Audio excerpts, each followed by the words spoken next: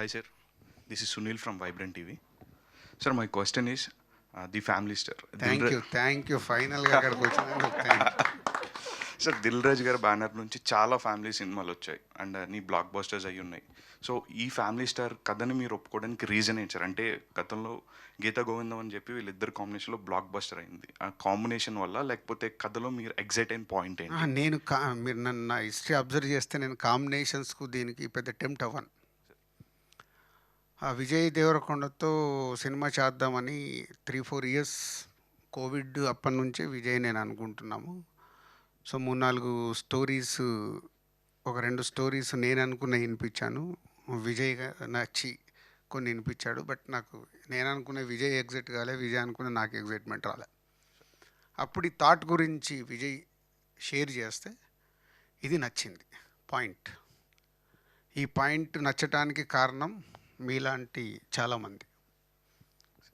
మీలాంటి అంటే మీలో నేను ఒకరిని. అందుకు సార్ దిల్ రాజు గారి నేను కంప్లీట్ చేస్తాను. నీ క్వశ్చన్ ఎందుకు నచ్చిందని కదా. ఫ్యామిలీ సినిమాలు రకరకాలు నేను తీశాను. వెనకకి వెళ్తే రీసెంట్గా బలగమని వచ్చింది డిఆర్పి నుంచి. ఇంకా వెనకకి వెళ్తే సీతమ్మ వాకిట్లో, శతమానం భవతి, బొమ్మరిల్లు, కొత్త బంగారులోకం ఫ్యామిలీ కాదు, టీనేజ్. సో ఇలా రకరకాల ఫ్యామిలీ స్టోరీస్ మా బ్యానర్లకు వెళ్ళి వచ్చినాయి. దీంట్లో నచ్చింది ఏంటంటే, ఇప్పుడు మీరందరూ ఉన్నారు, ఎక్కడెక్కడి నుంచో వచ్చారు కదా. ఒక lower middle class or middle class families నుంచి వచ్చి ఉంటారు. ఈరోజు మీరు ఇక్కడికి వచ్చి యూట్యూబ్లలో కనిపిస్తూ అక్కడ కనిపిస్తూ సడన్గా మీరు పాపులర్ అయ్యారు, రైట్? అయ్యారు, ఇంకా అయ్యబోయే వాళ్ళు చాలామంది ఉన్నారు 1 year 2 yearsలో. సో ఈరోజు మీరు ఇలా ఉండడం వల్ల ఎక్కడో ఉన్న మీ ఫ్యామిలీకి ఒక అరే మావాడు వెళ్ళాడు, హైదరాబాద్ వెళ్ళాడు, ఇది చేస్తున్నాడు, ఎస్ మా గురించి చేస్తున్నాడు. మీరు సంపాదించిన దాంట్లో మీ ఫ్యామిలీకే స్పెండ్ చేస్తారు. మీకు పర్సనల్గా ఏదైనా స్పెండ్ చేసుకున్నా గర్ల్ ఫ్రెండ్కి వాళ్ళకి పోను, బ్యాలెన్స్ అంతా ఫ్యామిలీకే స్పెండ్ చేస్తారు. అంటే ఫ్యామిలీని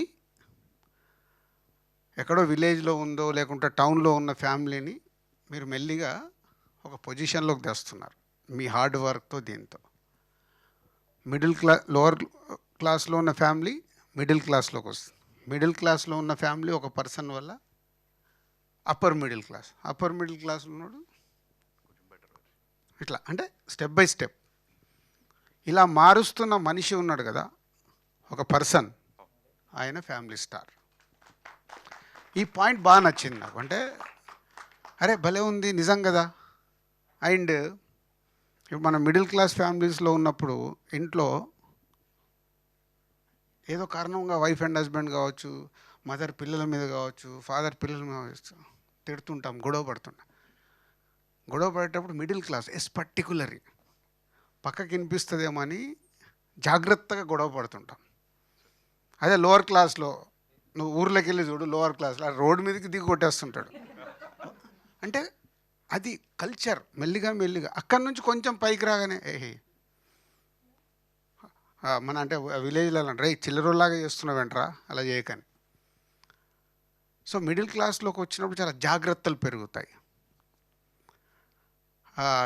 కొంతమంది దాన్ని పిసినారితనం అంటారు. పిసినారితనం కాదు, జాగ్రత్త వల్ల ప్లానింగ్ పెరుగుద్ది. ఇందాక మనం అనుకున్నాం, మీకు ఒక 50,000 సంపాదిస్తుంటే జాగ్రత్తలు ఏం చేస్తావు, నువ్వు 10,000 తీసుకెళ్ళి సేవింగ్. అరే ఎప్పుడైనా మనం ఎంతోమందిని మన వెనకకి వెళ్ళి చూస్తే ఫ్యామిలీస్లలో ఇవన్నీ చూసినాయి. ఇలాంటి మూమెంట్స్ నాకు చాలా బాగా నచ్చాయి. హీరో క్యారెక్టరేషను, ఫ్యామిలీ గురించి తను పడేది, వాళ్ళ ఫ్యామిలీ ఎలా ఉంది, సేమ్ టైం ఆ హీరోకి ఫ్యామిలీ మీదకి ఏదైనా వస్తే ఎంత అగ్రెసివ్గా వెళ్తాడు అనేది ఈ మూమెంట్స్ నచ్చి కథ ఓకే చెప్పుకొని, సో విజయ్కి క్యారెక్టరేషన్ కూడా సార్ బాగుంటుందని ఓకే చేశాను.